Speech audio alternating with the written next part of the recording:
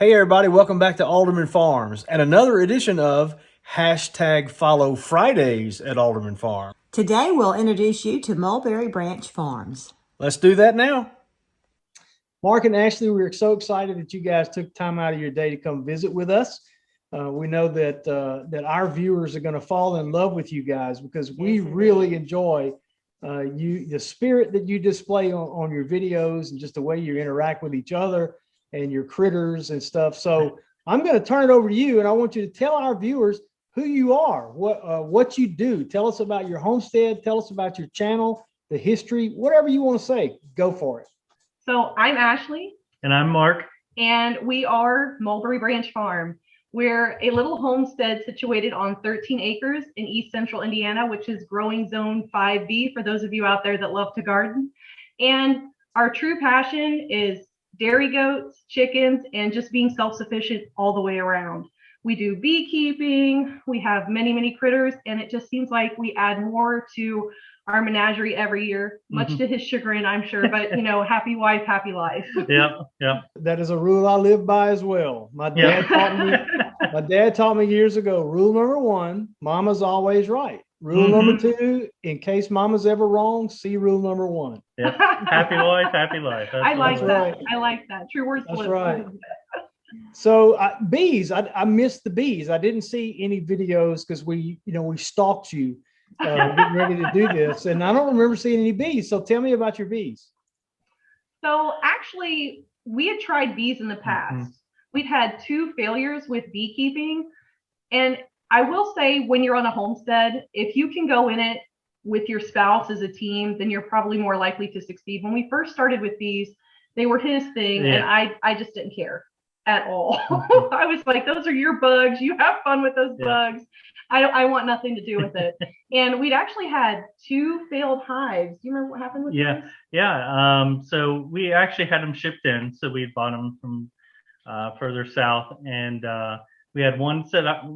Our first hive never really took off, so they didn't have a good store for the winter, and just didn't really make it through the winter, and pretty much absconded, it looked like. Yeah, they absconded. And then the second one actually was invaded by another hive. We went out one day. Yeah. Probably the first one. It strengthened its forces. They were hiding in the first one was hiding in the bushes until y'all left. He said, hey, these suckers bought more bees. Yeah, we know when there's a good hive we can clean up. But so yeah, we actually went a couple years before she started getting interested in it too, and we sort of tag teamed it, and she found an apiary close by that we actually purchased another couple pounds of bees from and brought them in, and they took off. And it wasn't a couple months later that a friend of ours called with a swarm in a tree. So we went and took that, and that was really interesting, being beginner beekeepers, and it was by a really busy highway, and we almost caused a wreck because we were up in this tree with smokers and suits, and I guess people just weren't used to seeing that on the side of the highway. So we do bees. Is there a video of that? Yes. Yep. Not of the almost wreck. Yeah. Not of the almost wreck, because that kind of happened, and we were all like, did you just see that? And I was holding the camera. I'm like, I'm sorry, I was watching the bees. But she's got a couple videos of the bees out there. So Yeah. No, I'm talking about of you catching the swarm though. Yeah. And we did it a totally redneck way. So you'll have to make sure to watch that video to see how we brought them home, because we weren't prepared at all. Yeah, we actually just I had my little Ford Focus we took, and we just stuck it in a trunk, and luckily it was on a 15-20 minute drive. Near in a cardboard box, I think it was, and we were just like, as long as somebody rear-ends us. I was like, make sure you put on your signals well ahead of time. We can't afford to be rear-ended. I'm pretty sure I had to leave my car doors open for about an hour because there was some stray ones flying around. That's hilarious. It was an interesting video. It was awesome. Wow. Well, I think you'll be surprised and pleased with how well probably both of those hives do, because I'm a beginner still, even though we had bees years ago, and I said we were bee havers, not beekeepers, because I didn't do anything, and they lasted for years until I bragged about them, and then they left. Yeah. But he had just started getting into it, and going to the what Land's Hive. Layings hive, horizontal, going to a Mhm. horizontal hive Yeah. with the deep Yeah. layings frames. And we'd just been to actually Doug and Stacy's conference, and he had heard what's the man Dr. Leo Sharaskin. speak and everything. So he's so excited about it. We come home from that conference and the bees are gone. Yeah. Oh, I showed him pictures of them, and I was like, I'm going to put these bees these are survivor bees, man. And I'm going to put them in my new hive. And they must have heard me and they left.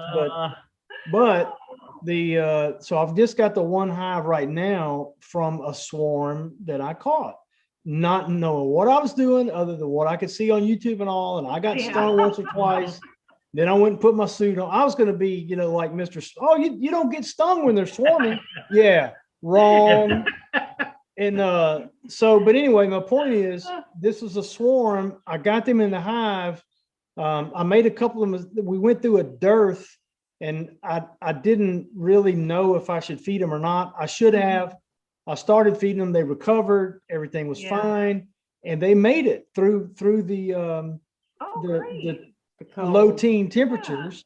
Yeah. And so, Dr. Leo, one of the things Dr. Leo says, and you have obeyed his 2 rules, whether you knew it or not, but local bees, the mistake so many people make is they buy bees that were born and raised in Florida and then try to raise them in Canada. It doesn't work like that, So local genetics is best, and the best of the best is local feral genetics, Totally agree. Those bees have learned to survive. Mhm. So wait, this ain't about us. This is about y'all.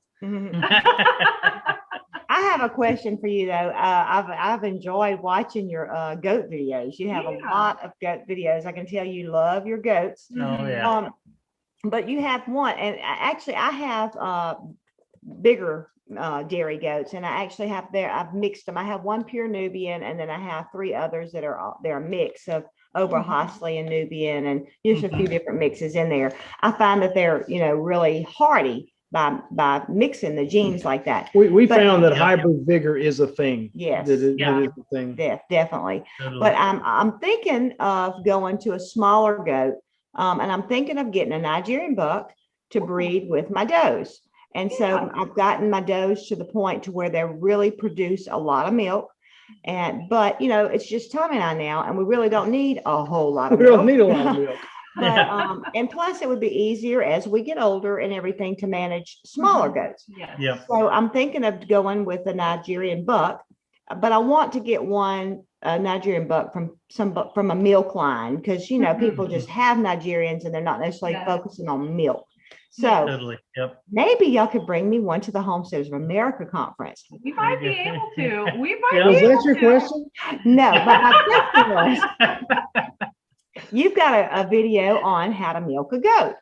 And so you milked her and everything, and you showed pouring the milk up, and it looked like you had about 3/4 of a quart of milk. Was that from one doe? Yeah, that's from one doe.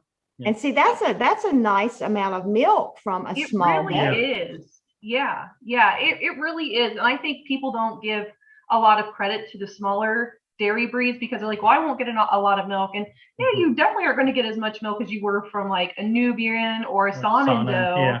But I mean, if it's just the 2 of us that wanted to drink, or you have a small family, it's totally doable. They're really easy to handle, and the environmental footprint that they leave, they don't need as much area as a bigger goat does. You have to have better fencing because they're smaller. Yeah, they'll escape but through the I holes. mean, I have some that are escape artists where if they can get their head through, they're going to get out. But I really enjoy having them. The only bad thing that I would say about the smaller milk breeds, and if you do go for a buck that has heavier milking lines, just pay attention to his dam's teat structure, because Nubians are notorious for having smaller teeth, and my hands hurt. Yeah. After about 3 or 4 months of milking, like every single day, I had some problems with my hands. But there are also simple pulse milkers out there that are built specifically for Nigerian dwarfs. So there's easy ways around it. And I will say also, one thing we had to do was change the milk stand, because we had boars before, Yeah. And it sat up a lot higher, of Mhm. course. And when we went to Nigeria, or the udder was a lot higher. So they were going having in- to launch themselves up. And Yeah. I felt bad making them jump that far up Yeah. onto the milk stand. I'm like, oh yeah, you guys are kind of vertically challenged, aren't you? Yeah, and even when she was milking, she was sort of hunched over a little bit more. So That's it's funny. different. I know Yeah. Overhausley's and Nubians are a little bit bigger. Mhm. So Yeah, because yeah. of the So have transition. you had Nubians before? I had some grown up. So actually, I was in 4-H growing up. We had Overhausley's, Alpines, and we had a Nubian or two early on. Mhm. So yeah. All right. So then you can answer the question that I'm curious about. Mm-hmm. There's no question, and you may argue with me about this, and that's fine because everybody's got their own opinions. But Mm-hmm. in my mind, I've never had Nigerian milk. Okay, so I'm coming Okay. to that. I'm coming to Mhm. that. Nigerians aside, in my mind, there's no comparison between Nubian milk and any other dairy breed of milk that I've had. The Nubian milk is sweeter. It's better. It's not as susceptible to environmental influences Mhm. as So just agree with me there. Here's my There question. you go. Here's my question. How does Nubian milk compare to Nigerian milk? Because my understanding is Nigerian milk is even higher butterfat than Mhm. Nubian. Is that right? I'm going to have to go with your word because when we had the Nubians, it was when we first started goats when I was younger. So we never actually got to drinking them. Oh. Now we had Alpine and Overhausley, and I would say it tastes close to what Nigerians did, but I've never had Nubian. So Oh, okay. yeah, I couldn't tell you if it's sweeter. Well- I know we first started milking with boar goats, and she had made cheese one time, and It tasted so bad. it tasted Oh, musky. yeah. Cheese It And was she had really fed, I musky. think, and left it in the barn for a little bit Yeah. longer than usual. Not, Yeah. overnight or anything ridiculous, but just a little bit longer in the barn. Like you Mhm. said, the environment sort of went into was the just milk, and it enough. was, Yeah, it was just yeah. enough. Or if they get into a patch of onion grass or something like that, you can taste a little Yeah, bit. It's I amazing. milked after they've gotten into onion. It's Yeah. like, ooh, that is some interesting milk. I went to the farmer's market with my sister in Baton Rouge and in Louisiana, and they were selling goat milk cheese. And I make cheese all the time, Mhm. spreadable cheese and mozzarella and everything. And they were selling goat milk cheese, and she got some and tasted it, and she ate it. And then I got some and put it in my mouth, and I went and found a garbage can. I spit it out. It tasted ducky, I'm like, Yeah. And people were buying that, and I'm like, Oh, ooh. wow. That makes me feel kind of sad too, because I'm like, you don't know what real goat's milk Yeah. or goat's cheese tastes like. This isn't a fair representation. Yeah. That's right. That's Yeah. right. But some people don't. Some of those people are spending that money, and Yeah. it's like the emperor had no clothes. They're buying that money, they're eating it, Yes. Yeah. acting like it tastes amazing just because they think it gives them status or something. Yeah. Yeah. Yeah. Yeah. Or they They think it's would- supposed to taste exotic. I'm like, Yeah. actually, it's not supposed to taste And like it's that at all. organic, You just gotta live through it if it's organic, I guess. No, Yeah, it yeah. can be good. Yeah. Oh, We God. found like the big differences from like the honey that you would buy at farmers market. And we actually got to take some honeycomb from not on purpose, but we were cleaning up some bridged honeycomb, Yeah, the and lost it one. was perfect. So we took it in, and I was like, this is the best. I don't know if it was because it was from our hives, but I was like, this is the best honey that I have ever had. But we also have a ton of clover in our field, which Yeah.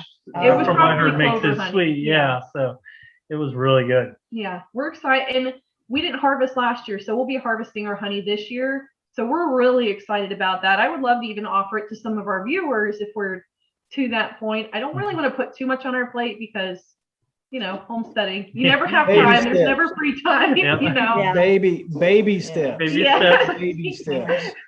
We always Yeah. try to just run, but we Yeah. need the Yeah. baby steps first. I am to blame for that. I'm Yeah. always a now. We've got to get going. And Yeah, our newest venture was sort of like that with ducks. We just got some Muscovy ducks, and we're building the pen now, but we bought the ducks already. So Yeah, Yeah. yeah. Yeah, and they currently live in my kidding side of my barn. So Yeah. I'm like, I have a month towards kidding. You Yep. guys have got to get out of here. So that's at the forefront of our project. So you guys will probably see a lot more Muscovy duck videos. Yep. So if you like ducks, that's great. But if not, then just hold out a month and we'll have baby goats Yep. on the ground. Those things are amazing eating. Yeah, and- they're That's what we've good. heard. Yeah, we're excited to Yeah, try someone They have that. like, very- if you like beef, they taste like beef, and Mhm. that's All amazing. red meat. Yeah. you can actually cure it, and it tastes like ham. Yeah, Oh, I never really? did it. I never did it, but I had read about that. I'll need to see if I can find that information. I've kept it all these years because I Yeah. thought that was the coolest thing. But and their breast, you can take it and cook it just like a roast. And Yeah. We did Oh, that. wow. We cooked a Thanksgiving dinner for several of the officers I worked with, and we had roast, Yeah. and they never knew it They until we Never told knew the them. Wow. difference, huh? Yeah, they're technically a Muscovy is technically not a duck. Exactly. Yeah. But they just call them a duck because they don't know what else to call them, you know? Yeah. Yeah. We thought that was really interesting too when we were doing a lot of our research. I like to research a lot before I bring animals on. Now I'm not so hot on building all the infrastructure before they get here, obviously, but that was one of the things I'm like, it's like the most duck you could have. Mhm. Because I honestly, when I first started homesteading, I never wanted goats. I didn't like ducks. I dislike sheep, so I'm sure sheep will be in the future because I said it out loud now, and you all know that I don't really want sheep. That those have all come to fruition, and with the ducks, I'm like, well, they're not really supposed to be that dirty, and they're not really supposed to be loud, and they don't taste like duck. They taste like beef. I'm like, Mhm. this seems like it will fit on our farm because Yeah. it's not what it appears to be. So Yeah. yeah, we've really. I can tell you enjoyed this though, Mark, don't get any ideas about wringing their neck. That doesn't work. It it. doesn't Don't work. work. And that's another story I'll tell another time, but Okay. you cannot wring a Muscovy duck's neck. It's You're welcome. amazing how well you can sell something though once you're sold on it. You're Yeah. like, honey, these ducks are they're fantastic. They're not like other ducks. They're Yeah. special ducks. So I'm sure he felt that way too about when we switched to Nigerians. Like, I love my boar goats, but these are little goats Yeah. and they give milk Yeah. and they're in all these different colors. And he's like, well, and again, happy wife, happy life. Yeah. So, Got you One of my favorite breeds growing up was Alpine. mhm. I had a couple of goats that were mine that were Alpine, and Mhm. Nigerians sort of remind me of a mini version of that. So once Mhm. you pick them, I'm like, Yeah. Yeah. I'm good with that choice. Yeah. So. Yeah, I see that. I see that. They're Mhm. pretty good. Well, tell Yeah. me about your llama. Oh, so our llama was our herd guardian. Llamas are actually really exciting in that way, like with goats. And I know some people don't like the idea of keeping llamas in with goats because technically, you have to have teeth to be a livestock guardian.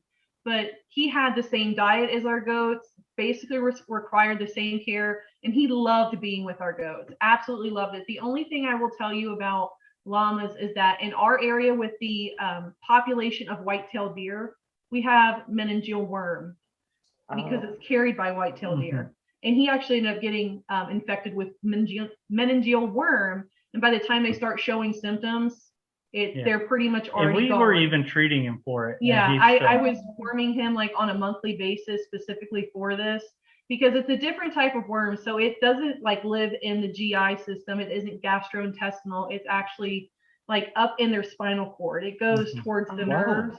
So you have to deworm with something that will cross the blood-brain barrier. And usually by the time like they're starting to lose activity in their back ends or they're starting to be a little bit discombobulated or disoriented, like they're already gone. And we Yeah. pulled him back once Yeah. from meningeal worm, and this time we thought he'd gotten heat exhaustion on like It was like 110 100, degree yeah. day. And he went down. I'm like, this is heat exhaustion. And then by the time I realized it was too late. So Yeah. we ended up Well, losing we're him. sorry. I'm sorry. I We didn't know No. that had happened. No, We've had you're an okay. No, this because happened you a know little while back. Yeah. livestock Yeah. equals dead stock. Yeah. And that's, I think, a really hard lesson that for me, because like when I grew up, I didn't grow up like on a homestead. I grew up like basically like way back in the holler, way back in the woods. So my mom would take us like mushroom hunting and we would go looking for like ginseng root. We would just be out in the woods all the time. I grew up playing with crawfish in the creek. I didn't really do a whole lot of like homesteading. So when I did become a lot more interested in animals and I shadowed the vet and decided that was something I wanted to have in my life, that was really something like you have to come to terms with, because a lot of the things that happen on a homestead, especially if you have livestock or even just if you're growing your own food, whenever there's another living being involved, like you are not in control. Right. You can only do what you can do and do the best at that. And then after that, you just have to kind of let go of control and say, this is what it is. And I've done my best. So we've lived by that a lot, especially like with our livestock, because I hope that it displays a lot in our videos that I care a lot for my animals, like a lot. I put a lot of myself into it. Goodness knows I've dropped more money into my animals than I would ever want to admit. But being able to back off and say, I've done my best. And, you know, we're a religious couple, so I don't know how many times I've gone out and prayed over my animals or anointed them with oil and just said, God, it's in your hands, because I've done what I physically can do, and whatever is meant to be is meant to be, and let me glean from it whatever I am supposed to glean. And I will say, like, he's been very plentiful in my walk with Christ, teaching me through the homestead. So, and I know this is probably getting like way off topic for the interview and stuff, but we're both very, very involved in our church, and I take up testimonies every Sunday, and my testimony is always about the barn, because that's where, you know, that's where I hear God talk. And she gets a lot of her lessons from. Yeah. I mean, that's where he teaches me to be humble or to understand things, or I don't, you know, just to see those analogies brought to life. Like, you don't even know what you're going through in life sometimes until you're like real quiet in your chores in the homestead or out in the garden, and God just speaks to you and tells you, this is what you're going through. And look at the lesson in front of you. Look at the garden you're tending. You know, you have to pull the weeds or they take over. Or sometimes you have to pull one plant so the other plant can live. They can't grow too close together. So yeah, that's way off topic. But No, it's fine. no, It's fine. I mean, Scripture is replete with agricultural references. Yeah. It is. And I mean, It is. it's with the weeds and everything. It's the same thing with our heart. You know, Yes. we let our heart yes. get full of weeds. I mean, and Yeah. we've got to, you know, No, Yeah. that's good stuff. Yeah. That's good Yeah. stuff. And all of that stays in the video. Oh. Good. Patty and I are born again believers, and Mhm. we've never hidden our faith on our YouTube channel, but Mhm. I think it was last year we just kind of started out the year saying, you know, we need to be more intentional about Mhm. sharing our faith. You know, so Yes. we've got our Monday meditation video series that we started, and I share the gospel every opportunity I get, you know, Mhm. because God has given us a platform. Yeah. And Yes. Yes. and it's my responsibility. I mean, he saved me. Mhm. He Yeah. paid the debt for my sin. Mhm. Yeah. How could I not take every opportunity that I have Exactly. Yep. Exactly. to bring him glory and to share the gospel? And Mhm.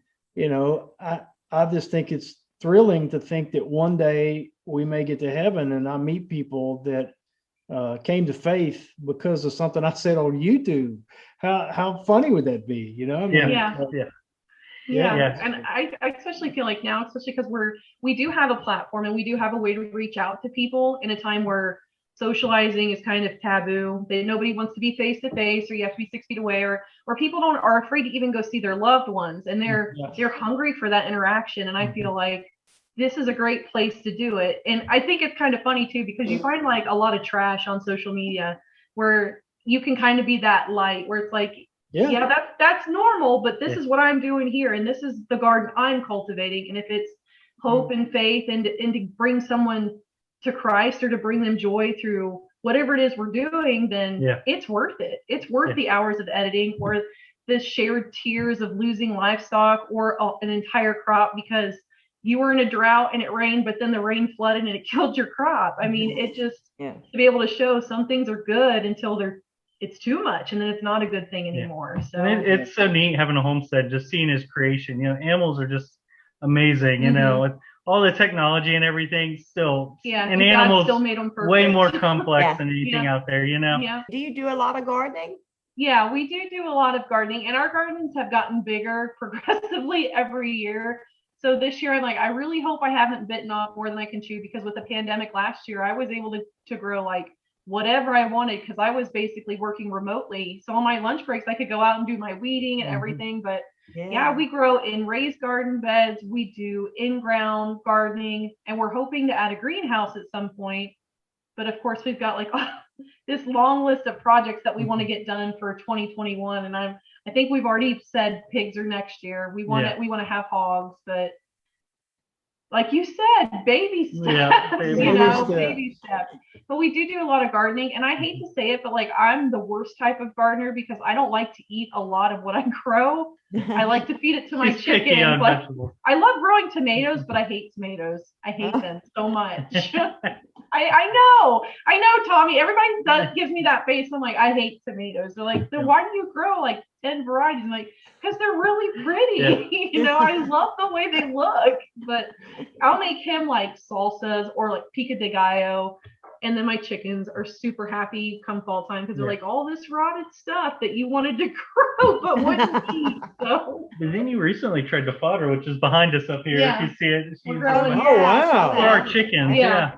We're growing fodder for them. They like that though, so I don't know. I guess I grow more for my animals. Yeah, we had them than in I the do basement under myself. grow lights so that we could grow them during the winter. I do not can though, so I think that's probably held me back a little bit when it comes to gardening, because I like to do like the water bath canning because it's easy. The pressure canning scares me to death. I'm afraid I'm going to blow up my kitchen. So this year, that's one of my goals, is to learn how to pressure can. Because if I knew how to do that and I had that skill set, I would make more tomato sauce because I like spaghetti. Hate tomatoes, but I love spaghetti with tomato sauce on it. So like maybe that if I can make them into forms of food that I like to eat, then I won't let it go to waste. My chickens will hate me, but I'll be happier. I just want to tell you how thankful I am that you didn't say you're going to learn how to can so you can can tomatoes for your chickens. Yeah. Because if you had said that, I might be reaching out to Mark to work on an intervention for you. I totally agree. Now, my mom, she loves tomatoes, and because she still lives like back in the woods where I grew up, she doesn't get as much sun. So often she'll come up and she'll be like, do you have any tomatoes that you're just letting rot on the vine? Like, yeah, sure, go out there, grab whatever you want. So, and I'm notorious for bringing them into work or to church or whoever, especially like our chicken eggs. I'm like, I have like 30 chickens. I can't eat 30 eggs within a couple of weeks. I probably could if I really tried. But I like to have that overabundance too. So we kind of look at our homesteads like an extension of a way to give to other people too. So it's a ministry. Ministry opportunity. Yeah. Exactly. Yep. It's really not just for us.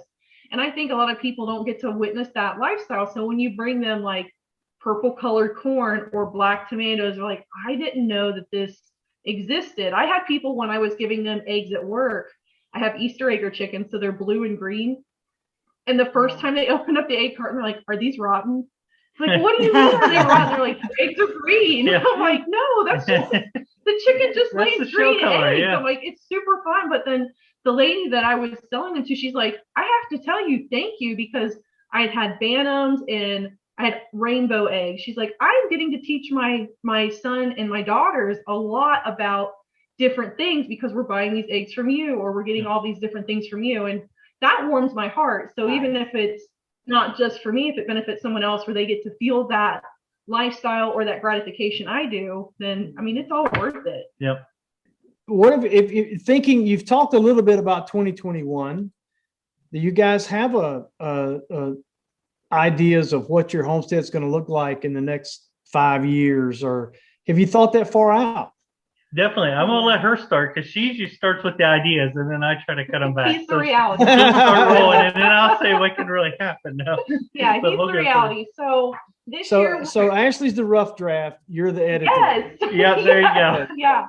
Yeah, because I'll give him all the things that I've dreamed up, and he's the one that'll start with like the carpentry projects and be like, well, this is how we're going to do it. And I have to just be like, I just trust you because I see it in my head, and the way you're talking doesn't make any sense to me. I just need to see it in fruition. So I've learned to trust him and go blindly through faith in my husband with all of my projects. I'm like, you know what I want in my heart.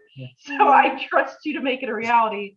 And for our homestead in 5 years, I would really like to be at least 70% self-sufficient. And the reason I'm going to say 70% is because we have winters, and I know in the wintertime, it would probably be harder to keep a lot of like our stocks filled.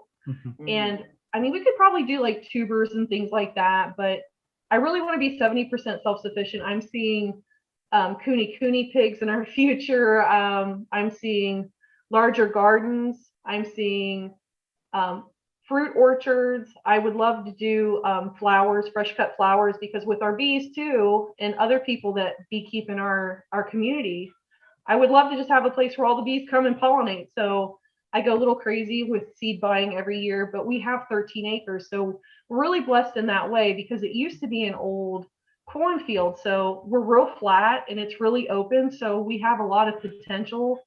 I would love to put in a pond so that we have our own water source.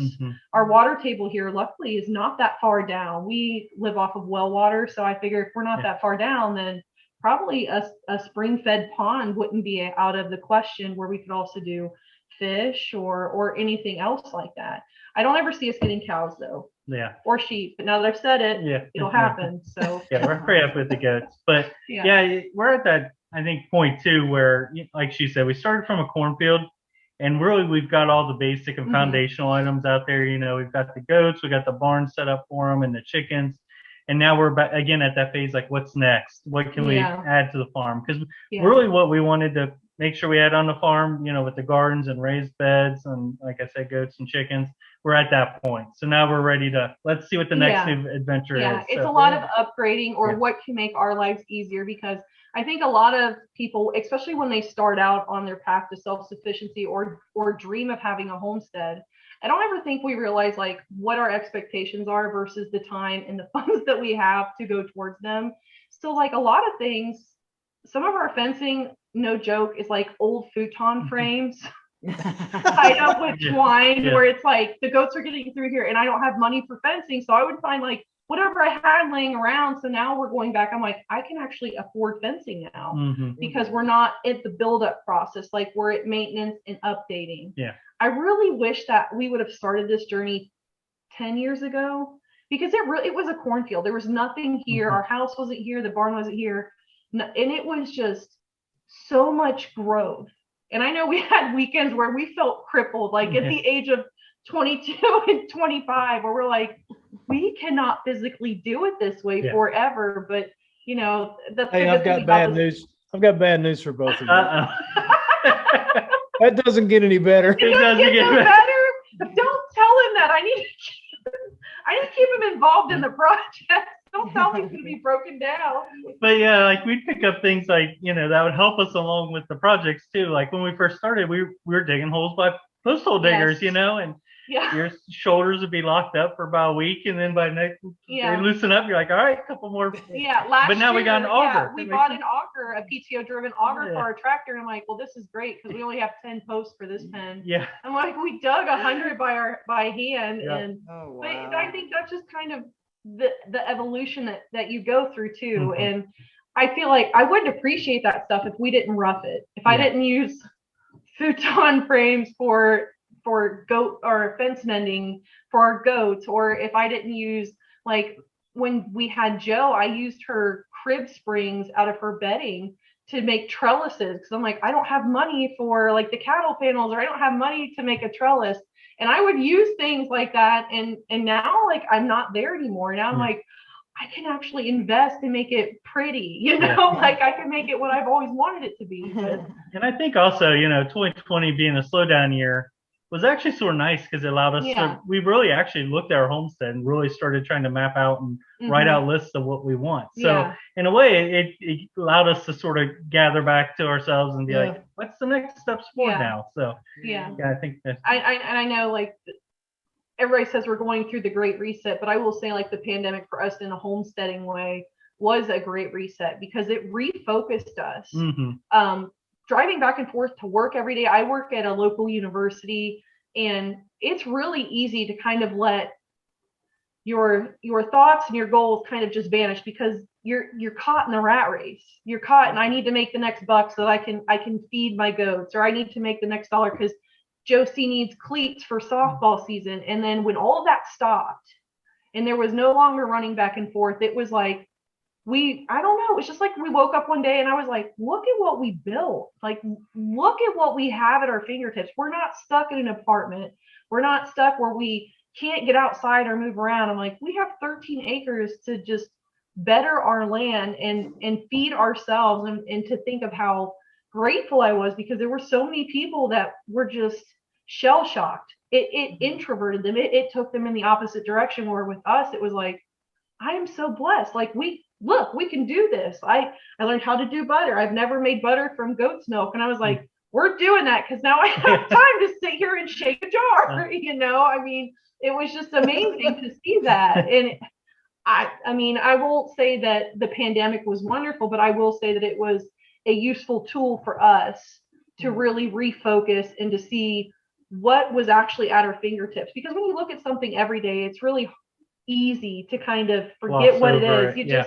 You're like, yeah, I've got this, but you don't really see it for what it is. And I would say, like, in the last year, like, we've really started seeing it for what it is. And I'm really glad we started YouTube, because it was good for other people to see it too. It was a great outreaching and an outpouring, saying it doesn't have to be just on 13 acres.